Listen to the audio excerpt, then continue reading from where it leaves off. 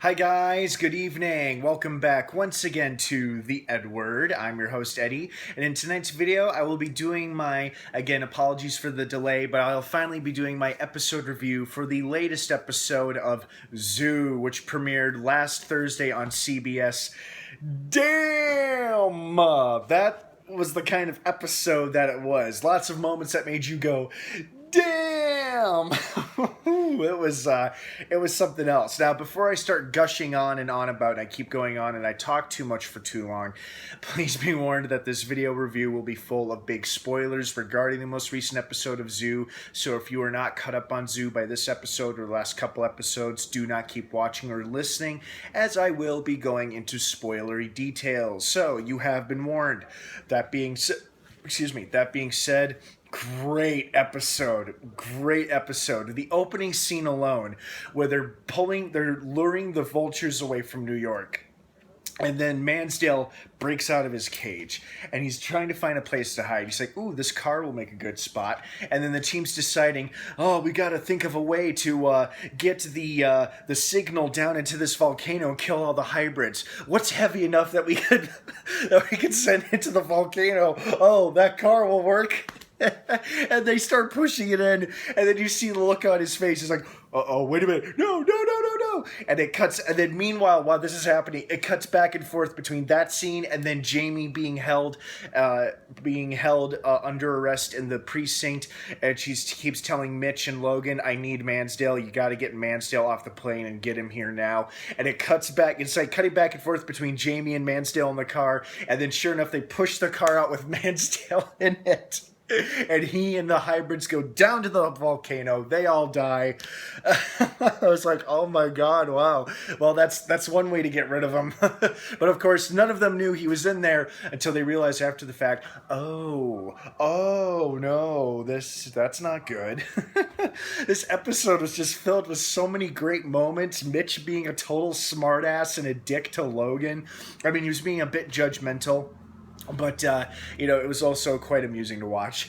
And then, of course, but numerous characters finding out about Clementine being pregnant, which was pretty big. And it seems like this episode also hit a turning point for Dariella and Abe's relationship. It seems like they just can't stop with the secrets from what they keep from one another, and this might have been the final straw. Dariella giving Clem up to Rating Global, not realizing, of course, she was pregnant, but Abe, it seems like he won't be able to let that go for a while. And when she suggests divorce, he doesn't even say anything or really acknowledge it. He just goes back to talking about the blood sample he got from Clem's bloody shirt, confirming she is indeed pregnant, and how she could be the key to saving the human race. So it seems like he didn't necessarily say, I agree, we should get a divorce. He said, honey, we got other much bigger problems to deal with than that right at the moment. We need to focus on getting her back and making sure that she stays safe. And then, you know what else I liked about this episode is that Jamie revealed that she indeed did not kill the head of Rating Global. It was most likely Abigail. And I liked how they kind of confirmed that Jamie might have become a darker, more badass person, which I love, but she hasn't really crossed that bridge yet. She hasn't really plummeted into total darkness yet. And she even told Mitch and Logan that I have never killed any of the shepherds. They've taken lives, destroyed futures, and I just can't do that. So I think she's just more interested in tracking them down, and of course they all end up dying somehow.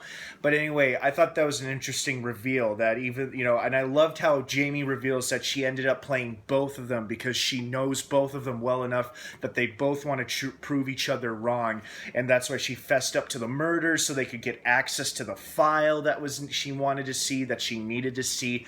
That was brilliant. That was some pretty cool stuff right there. And all the meanwhile, we got Logan and Mitch going at each other, which was, again, very entertaining. I'm also intrigued about this Abernagos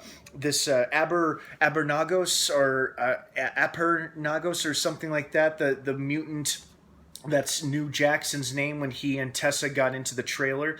I'm wondering if this is like a human mixed with a hybrid or a human turning into a hybrid or something. But it is intriguing. And then I wonder if it was also a coincidence that both Jackson and Abigail were experiencing animal psychic moments together, like hybrid psychic connections at the same time. Like Jackson seemed to have summoned a pride of lions, while Abigail summoned a herd of razorbacks, which dragged her back to her headquarters or back to safety or something. So that was pretty cool. I was like, huh, how are they going to get out of this? Oh, it helps to being able to summon lions is always very helpful. So that was pretty cool. Yeah, I gotta say, this was a great episode. It had tons of awesome moments in it.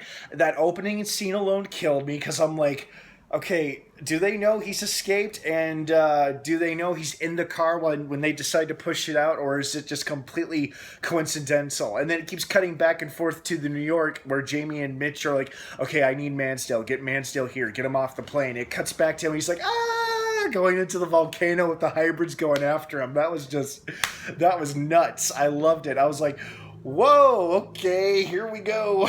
That was something else, man. Good episode, though. Very, very entertaining episode. I do hope Abigail gets out of this very scary situation, because it seems like she's being held by somebody. It doesn't seem to be Raiden Global, but her kidnappers probably sold her to some seedy nasty organization that wants to use her to their own benefit. And it seems like they want to bid her off or sell her off as the world's first pregnant woman in a decade or something. I don't know. We'll see. I'm very excited for this Thursday's episode. I think there's a lot to look forward to. Well, guys, thank you so much for joining me for another episode review here on the EdWord. Don't forget to subscribe to this channel for more episode reviews like this as we continue to follow along of Zoo Season 3, currently airing new episodes every Thursday night on CBS. Check your local listings for times. It's a good show. Thanks again for watching, and if I don't see you again, have a great rest of the night. And of course, until next time, may the Force be with you.